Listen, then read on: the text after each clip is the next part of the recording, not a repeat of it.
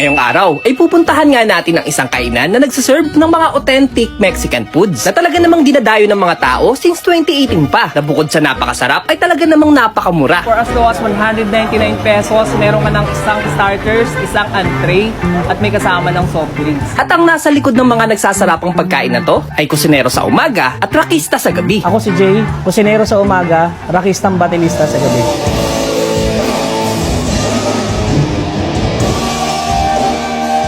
Kaya't wag na nga natin patagalin to, muli samahan niyo ako sa takas ko. Ako nga pala si Will, tara, takas muna tayo.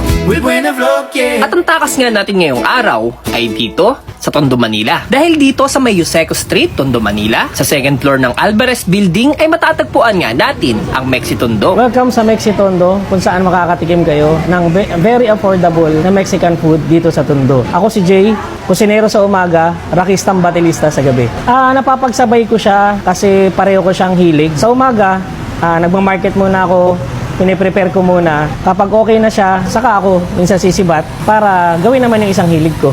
Kaya siguro best ang amin pong maihahain po sa inyo kasi since 2018 pa po kami nagsaserve ng ganito at sa experience na po siguro namin sa pag-araw-araw na pagluluto po namin, alam na alam po namin na